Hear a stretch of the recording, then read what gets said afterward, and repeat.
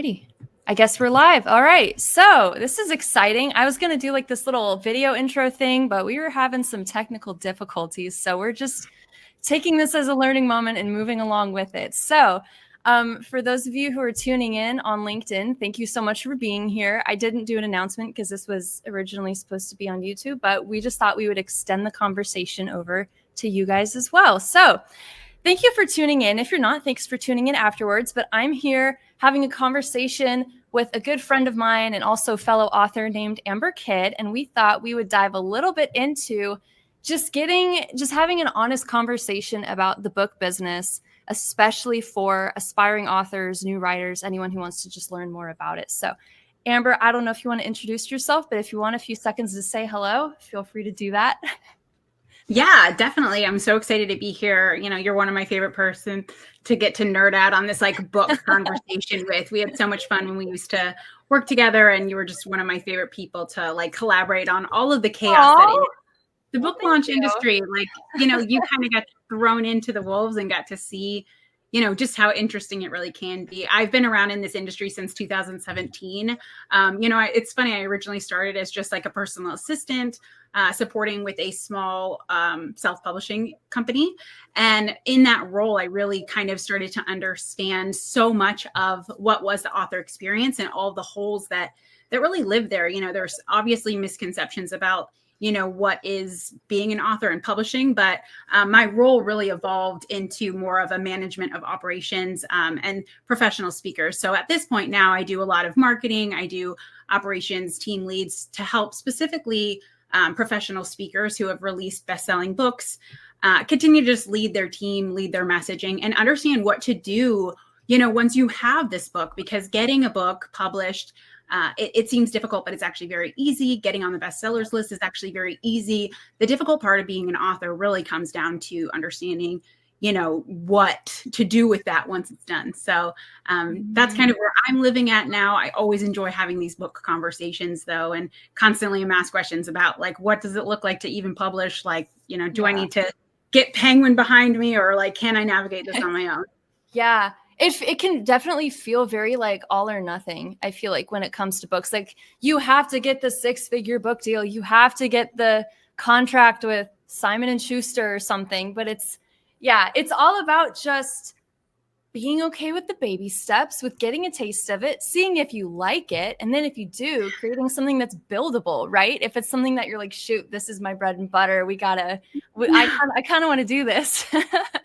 Yeah, there's nothing worse than, you know, walking with an author through this journey of publishing and then them being like, actually, I really do not like this. I know. And then the light leaves their eyes and you're like, no, you had it. Like, we have to like bring this. It's just managing expectations, I feel like. And that's why I was so glad to have you on this call. Cause I'm like, oh my gosh, Amber totally gets it. Like we can nerd out about this and get a good conversation going for other people as well. So I guess one of the biggest, I don't know if there's anything that you want to kick off with, but I know that one of the biggest things or hiccups or challenges that comes to book writing and publishing with new authors is probably the gatekeeping. Would you say that as well?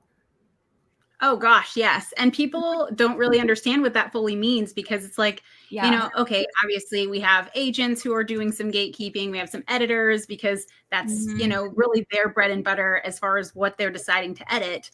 Publishers, you know, but then there's this gatekeeping that happens with fellow authors and other industry, you know, quote unquote experts, these people who, you know, they kind of want to keep these information top secret. They kind of want to keep their status as a best-selling author, you know, very exclusive, and rightfully so. You know, but I think in that they don't realize that there is gatekeeping happening, because they're making it seem much more complicated than it was. They, you know, they're building something off of something that kind of was, you know, probably easier for them to get than potentially some other individuals that may not have the same level of information, might not have the same resources or access. And so, you know, for me, I think with the gatekeeping, it's really been such a journey for me to, first of all, learn how gatekeeping actually looks in this industry. And then, you know, just be like this spearheader in saying like, let's stop doing this. You know, if you've self-published a book, which I self-published about 5 years ago, international bestseller is easy to get on Amazon. It's all about, manipulating these categories and things like that. But what are you going to do with that? So like once we're removing that gatekeeping conversation, I think people will really understand that there's so many beautiful stories that are sitting waiting, but are never going to get told because we make it seem so scary and so hard and so complicated to even live in this space. So, I think the big one that I always touch on is like, it's your fellow authors and industry experts that, like they might not always give you the right answers or the best advice. Yeah. When you were starting out, like when you were like, okay, like I want to be an author, I want to like do this thing and make a book, where did you get your information? Was it just like, I was a mishmash of places? Was there like a holy grail of information that you found, or was it just like, where did you get what you know now, I guess, which is a big question.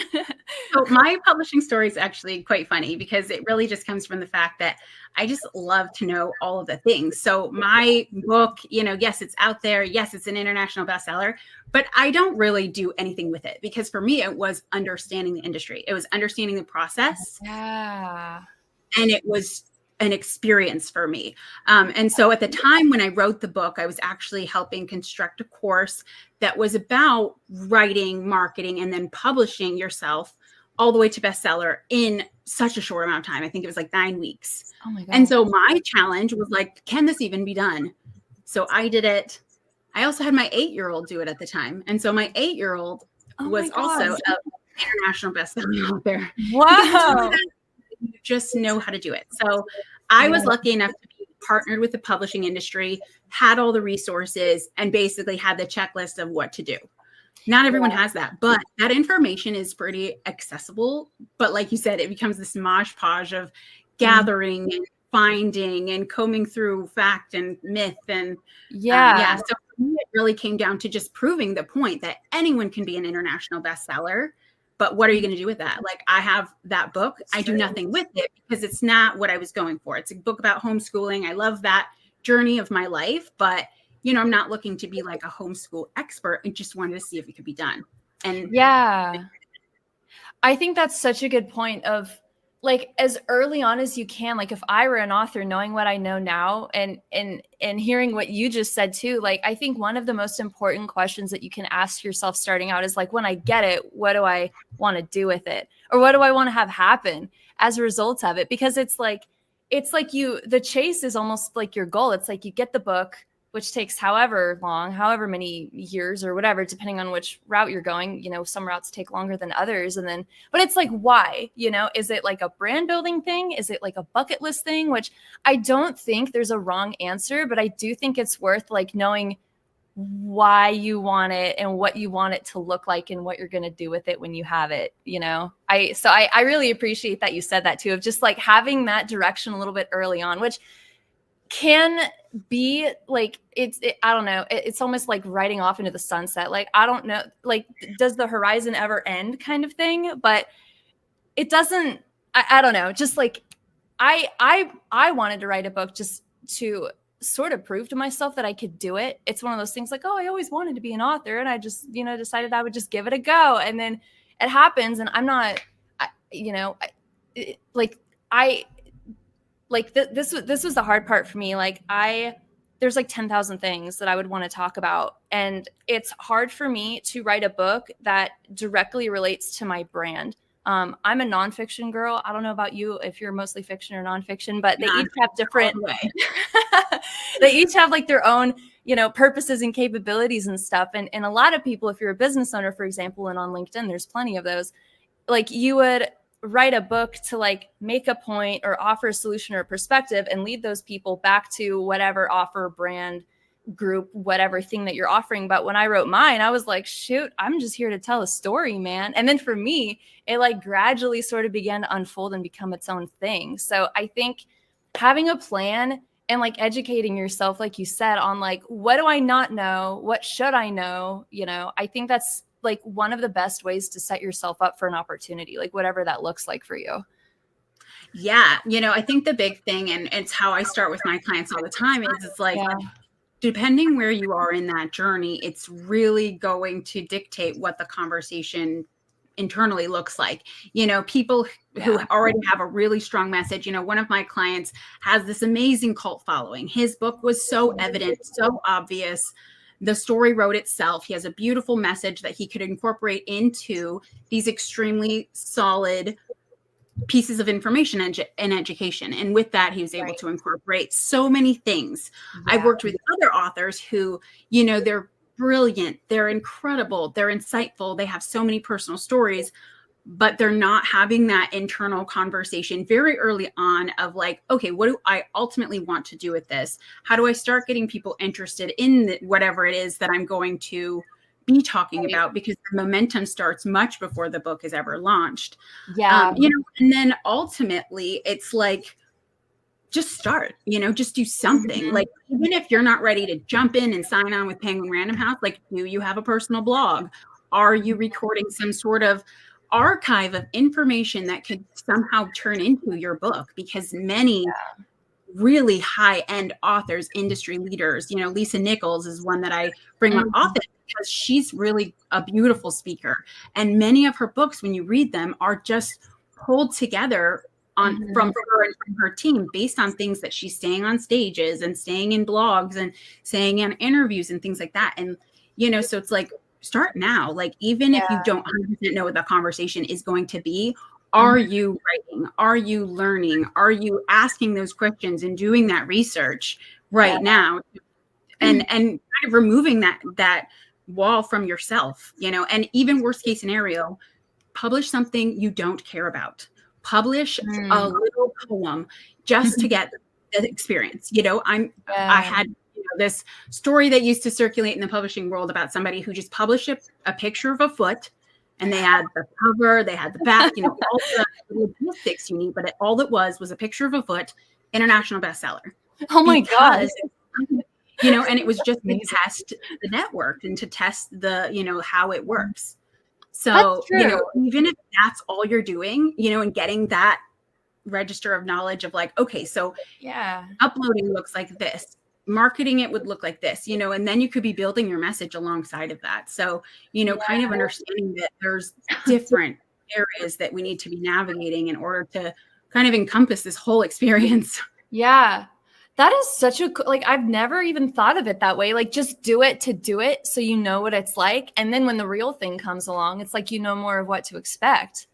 Like, why not? Like, why not? Like, literally you could upload anything to Amazon if you wanted to, like a picture of a foot or whatever. It's just, exactly. Like, why not? Well, and you've had enough conversations with authors to know that calming the nerves when it comes to that process is such a roadblock. And so, like, get rid of that roadblock early. Like, don't do it when you're right there that week of your like big launch, when you're also balancing the marketing and balancing probably, well, you should be, a lot of interviews and a lot of media things. It's like, have that done already.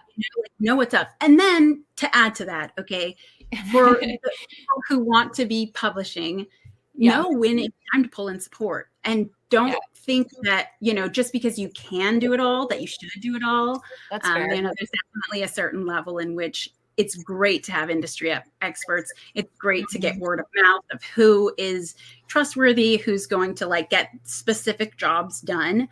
But the more you know about what those jobs are, the better you're going to be able to like pick out the right person for that.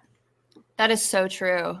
Yeah, no, that's absolutely true. And I totally agree with everything. It's, and I guess author platform is also a huge part of that too, of like, there's so much to be said about author platform and like bringing in like, relationship management and, how, you can help me in this way, you can leave a review and all that stuff. And which I don't know, I guess that could also be a part of the conversation too. Cause it's like what I disagree with in the book space is, and I can see this conversation shifting a little bit too, is that when it comes to like publishers, right? Usually what I hear from different authors is they feel like they didn't get as much marketing support from them as they should have. So a lot of it is on them to be like, leverage their author platform and build an audience, which on its own takes years to do. Like I just hit like 1,000 subscribers on YouTube, and it's taken me like years to just get to that point. So, but what I disagree with is that, you know,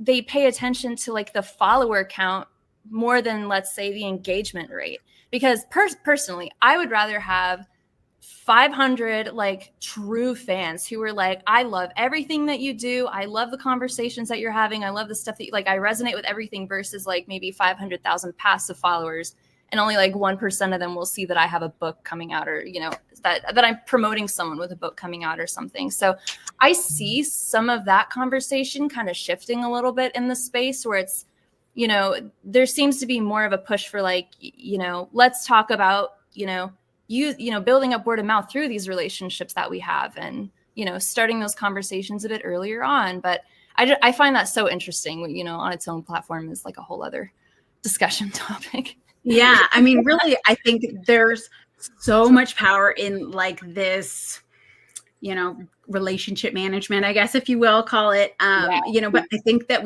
there's a huge mission and sight that we've lost of it. And it's not just about like, okay, I want you to make a list of 100 people that, you know, that we could send a spam email to and ask them to, you know, that, where is the heart in that? Where is the intentionality in that? Like, if you actually mean it and you actually are looking to make this your thing, why is it too much to ask for you to reach out to that person personally? Why is it, you know, yes, delegate certain things to VA. That's what they're there for. But your VA should not just be pulling templates and sending them off to 100 people. If you really think you're going to grow a very invested and engaged community, that's not how it works. People are much more aware of, you know, sales funnels, email systems, automations. Like, people aren't dumb anymore. Like, they understand this behind the scenes happening, and they don't want to be in a funnel. They don't want to just be a name on your list. They want to feel, you know, like you see them, and they're included. Yeah, that means a lot to your influencer community too, that you're looking to help support and to promote your book. The more you equip people, you know, to understand who you are and what your message actually is, you know, the more your book is naturally going to kind of take on this life of its own, and you're going to create this cult-like following, because people are going to be able to easily talk about not just your book and your message, but who you are as a person, and have, you know, skin in the game, and feel like very committed to what you're doing in the world. And that can't happen by just creating a system where your team is reaching out to people and you're creating these Canva templates with pictures, you know, they're cute and all, but what are you doing with that? And so for each thing, I'm constantly challenging my authors of like, okay, what's the purpose of this? Like, are we looking to build this relationship here? You know, okay, we're looking for reviews. Are we looking for a review to go into a specific place? You know, do we want that review to go on Amazon? Do we want that review to go on a website? You know, so even thinking about like the tiny little details like that matter. And then on top of all that, you know, it's like maintaining that forever. You know, once you put a book out there in the world, you have to keep drawing eyes and attention to it. How do you do that without it being like, don't forget to get your copy of my book, and it just being like this cheesy auto promo? Get creative, like understand your own message, get other people invested in your own message, get people naturally programmed to leave reviews, reevaluate your system. Where are you asking for reviews? Is it like at the appropriate time? Are you asking people at unexpected times where they'd be like, oh, yeah, maybe I have 5 minutes, and they can drop that review, you know, because gathering those consistently really, really, really matters. But ultimately, it's like, for me, it's like, if you are looking to grow this massive following and have a massive community, like, your time needs to be willing to be committed to that. Like, it can't just be a VA anymore. You know, you create systems and structures, but you have to be willing to have those conversations. Yeah. Well, yeah. And oh my gosh, there's like 10,000 things that I want to say after you saying all of that. But yeah, like one of the things is that kind of ties in with that is that no one is going to care about your book more than you, which is fine.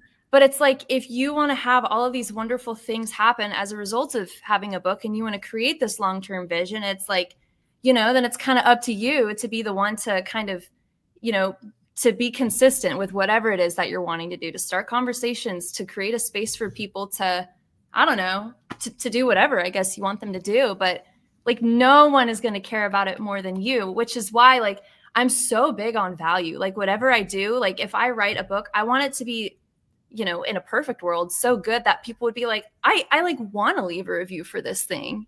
Like it's given me so much great information. Like I feel like I need to say something about it or like recognize it in some way. And, you know, some people are busy, life happens, they have kids, they want to do it and then they forget. Like I totally get it. But I don't know, like no one's going to like it more than you. And it's up to you to like get people excited about it. Like that's your job as a communicator, is like, this is important to me. You know, let me pivot this and make it about you and tell a story that impacts you. Okay, now that we're on the same page, you know, let's make this a bigger mission or a bigger message for everyone.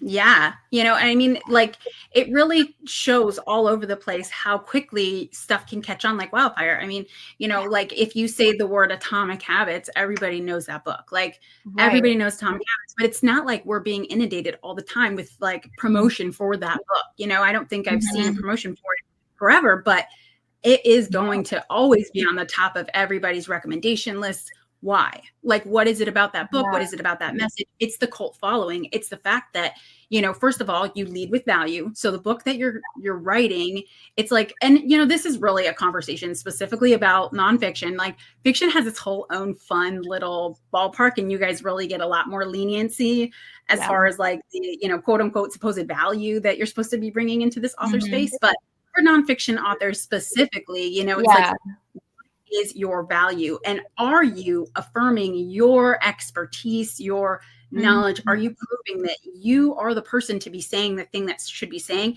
And then are you consistently living the life, you know, publicly, whatever that looks like, that reaffirms that message, that grows that cult, that, you know, continues to create this like self-propelling beast of a message.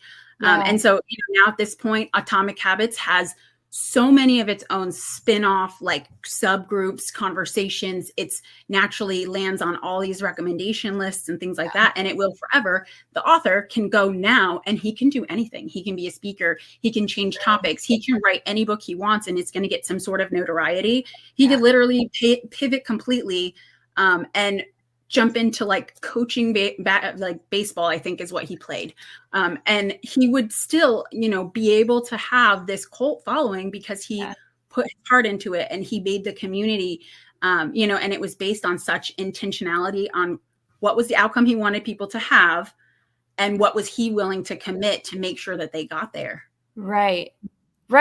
Well, okay. So then here's a question, is that, does something like that, you know, where it's like you know, if we're talking about meaningful visibility, I guess let's call it, and like, you know, having these different kinds of, you know, things pop up as a result of a genuinely good and well accepted book, do you think that translates to bestseller lists? Like, do they have the same kind of like, just because someone's at the top, does it mean that they made a meaningful impact or something? Like, does, like, how, like, I don't know if you get what I'm not, like, the words for whatever reason aren't coming right now, but it's like something like that where you create these conversations organically. Like, does that translate to like something like the New York Times, for example? Yeah. So the New York Times really bothers me because you know, I have personal vendetta with them at this point because I have been on book launches where I've read the material, I've followed the messaging, I've participated in everything I can, and did not walk away with the perceived value that I was supposed to have at the end. You know, I took it as potentially it's not my niche, it's not the area of focus, you know, it is what it is, but New York Times, you know, just bestsellers list, just wild. You know, the back end numbers, it's digital copies, it's $75,000 marketing campaigns to get you there. That are not based on organic people who are organically, naturally finding you, relating to your message, connecting, and wanting to be a part of what you're creating. It's literally a marketing campaign that populates numbers into a direct area that you need them to be at a specific time you want them to be. So I had an author who did the best book launch I've ever seen in my entire life over the summer, sold 30,000 physical copies of his book between June and January. I've never seen numbers like that from an individual. It was insane. 41 city book tour. He is the best author I've ever had an opportunity to work with. We didn't hit the New York Times with him, but that didn't matter. He was on the cover of the Wall Street Journal. Like, you know, he's had such amazing notoriety from that book launch. It was like, oh, okay, fine. We won't hit your bestsellers list, you know, but like I continue to say, like, those books are there because of a very strategic strategy. Those books are selected to participate in a private organization's bestsellers list.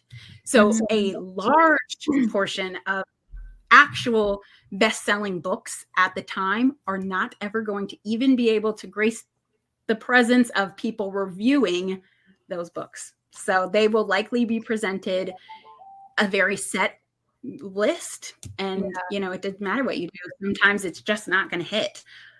It is a money game. It is, for me, the real reviews live on Goodreads and on Amazon. You know, that's where I find the juice. You can very quickly see what's real, what's not, and you can quickly see how quickly the reviews are coming in based on real readership. And that's why I'm always encouraging my authors to keep pushing for reviews in an organic way, you know, add it into email, put it on my email signature, you know, like things like that, to just remind people that that's an option. It makes way, in my opinion, a ton of consistent reviews on Amazon or Goodreads carries more weight than hitting bestseller on New York Times one time. Yeah, I would agree.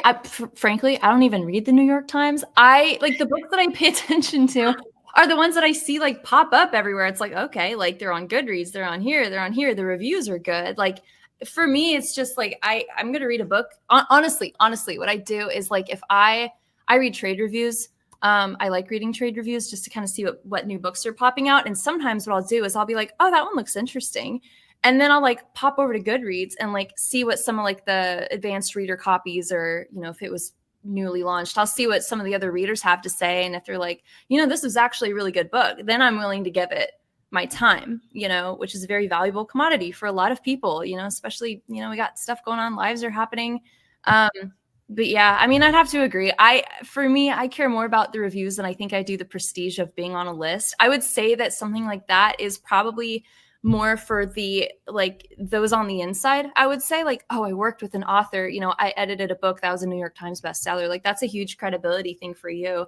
But I don't know. I just don't think, you know, even some of the readers that I talk to, like they, you know, they sometimes try to stay away from bestsellers because they want to know what more underserved authors are out there that they want to read, that are, you know, that are maybe a really, really good self-published book that the New York Times would never consider. Like people just want to read good books. Like people want to write good books and read good books at the end of the day, I feel like. And the business of books does happen between those things. But if you're just trying to access the average Joe, I mean, they're going to hear about these books from their neighbors and what Amazon has to say. Personally, that's what I think. I agree. I mean, Amazon is my go-to. Like, it's my favorite place to find books. You know, I'm kind of the same. I would rather read something that, you know, doesn't have a lot of visibility yet than jump into like something that someone's already labeled or paid to have labeled as the best. You know, I really am looking to give visibility to some of these underserved authors, because some of the strongest, best messages that I personally have ever read are never getting even past this, you know, pre-gatekeeping wall that has come up, because, you know, it's like with not only, you know, like the I want to write a book concept, like there's some people that write that off before they even leave elementary school, really, because it's like, that's so intimidating. That's so, you know, just never something that I'm going to be able to do. And so like, the more I think that people are able to like transparently have conversations about what their experiences look like as an author, what their results have looked like, you know, it's kind of like this conversation around salary where it's like, no one wants to talk about the actual number, but like, why, you know, like there's so many experiences that everyone is having that we could all continue to like better ourselves. And it's truly not actually taking the spotlight from you to support another author in like their journey, or to like offer visible insight, transparency of any sort, you know? So like my mission is to continue to like advocate for like, what was your experience? Share that publicly. What were some, you know, red flags to you? Call out, you know, kindly. I guess I like the word maybe call in kindly some predatory practices. You know, instead of coming at it from like an angry standpoint, come at it from like, hey, do we think that maybe by evaluating books through this lens, maybe we're missing this entire population of people? And so I think the more that a community of aspiring authors and author support push big name publishers to understand that we don't want to play games anymore, I think the more we'll continue to see like opportunities being made for some of these people that might not have that opportunity before. Yeah. Well, yeah. And that's, I mean, I personally really like hearing about and listening in and having these types of conversations because it like helps manage expectations and stuff. But like, I also want conversations like this to also, you know, in some ways empower new authors or people who are even just considering the idea of writing, like not even making a book, just like, I think I want to write. Like that alone can be so intimidating for some people because there's like an identity thing that kind of happens with that of like, what? Like, I'm over here doing this thing. Why would there's no reason for me to want to write a book, but for some reason I do. Like, I feel like I just have something to share. And it's almost like two different sides of the spectrum where it's like you have people like that on one end where they're just playing around with the idea of writing. And then you have other people on the other end who are very, very like business and prestige heavy, like with the books of like, I'm going to get a New York Times bestseller and like leverage that in some way to get this other thing that I want, which is fine. Like if that's what their version of happiness and success looks like, great. I think it would be harder to build an army of loyal readers in that way, in my opinion. But I think having these types of conversations can kind of soften that divide a little bit of, yes, there is a pivot that's going to happen if you decide to write a book from the craft of writing to the business of books, because there's going to be money in it some way, which can make people uncomfortable. But I certainly wouldn't want to discourage anyone from writing a book because they feel like it won't be the next bestseller, or because, you know, they're afraid that someone's going to say something mean or something like that. But it's very much like that. That's probably one of the things that can bother me, is that there's just this almost, it's kind of like the gamification of books in a way that can kind of get in the way. Like people just want to read a good book. They want to get an answer. They want to figure out how to solve a problem. Like, I don't think there's a need to overcomplicate it unless you're wanting to use that credibility or social proof, like to get the next big thing, or to, I don't know, to leverage that in some way. I don't know. Yeah, I mean, I absolutely agree. It's so complicated to manage expectations there's several areas in which you're having to do that as an author, you know, like setting yourself up to be like, I'm ready to do it. Mm-hmm. And then once you're in it, you know, it's a lot of vulnerable moments. It's a lot of kind of just giving more of yourself, I think, than you expect. We call it like birthing a book because it's painful. It is a long process. There's a lot of pain. There's a lot of emotions.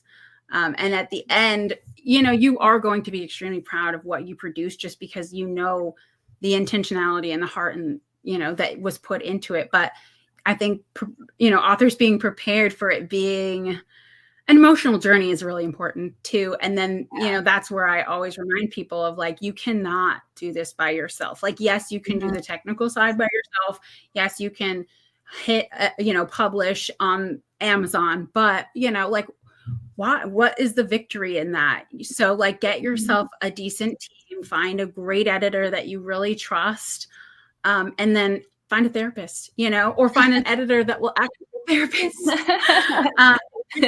Ultimately, like, you know, just be willing to be as raw as possible. The authors that are raw, that are vulnerable, that are sharing their stories, not only in the book, but sharing the journey of publishing and writing to their audience. They're the ones who are creating these lifelong readers and relationships. You know, I still, you know, I followed this author launched her very first book of a fiction series about 17 years ago. And I followed her like on a blog, and I still follow her today, and she's amazing. And she has like 17 books out. And, you know, I'm still proud of her. I haven't read a book from her in years, but I still like her things on social media. I recommend her to people who have young adult children.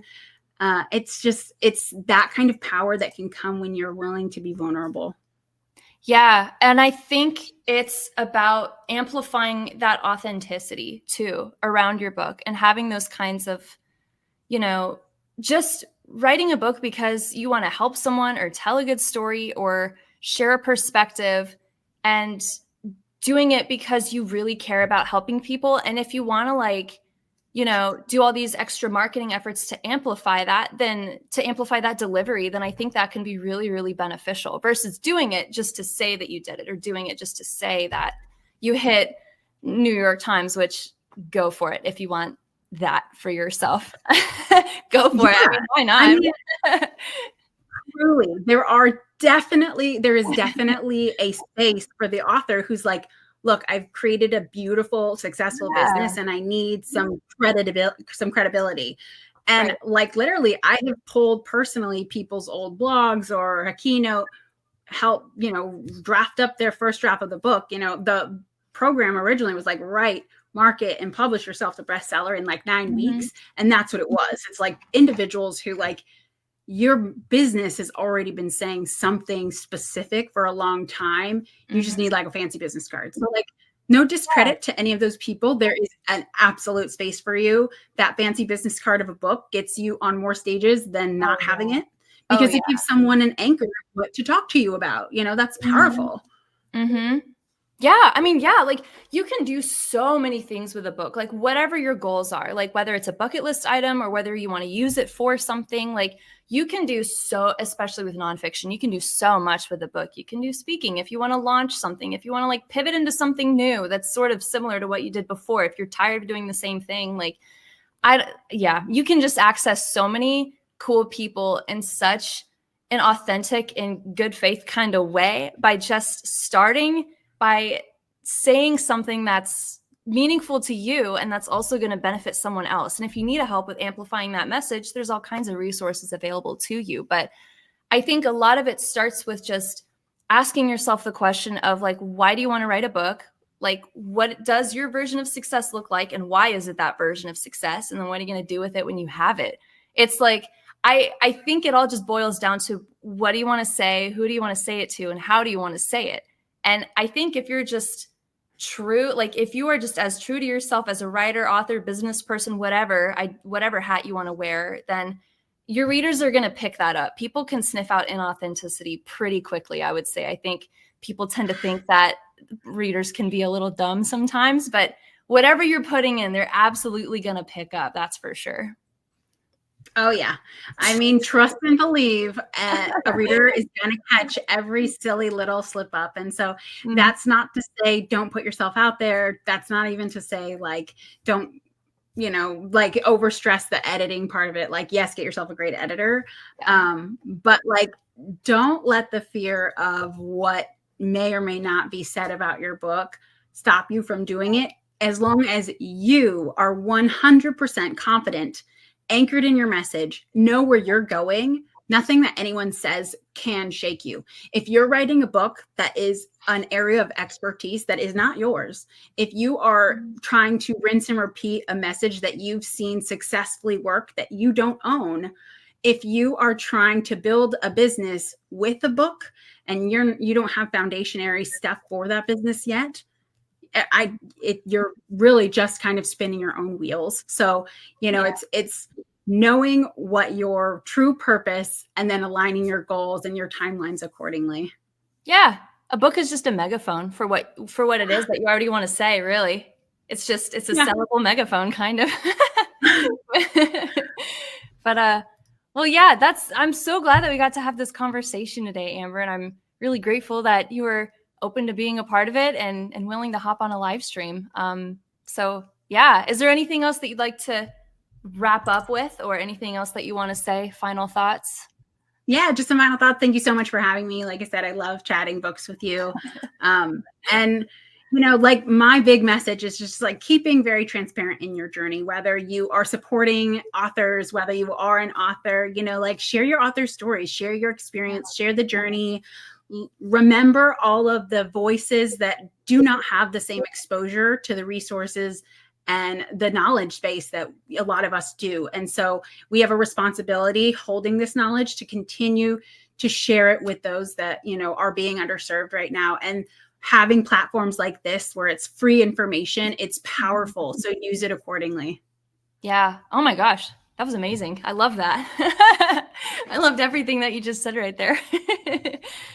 Well, thank you so much. And if anyone has any questions or comments, feel free to drop them below. Be sure to check out Amber Kidd. She does really, really amazing work working with other authors, and she's just such a great amplifier of other people's voices. So thanks for tuning in with us, and we will catch you on the next live stream, whenever that is. I don't know, but yeah.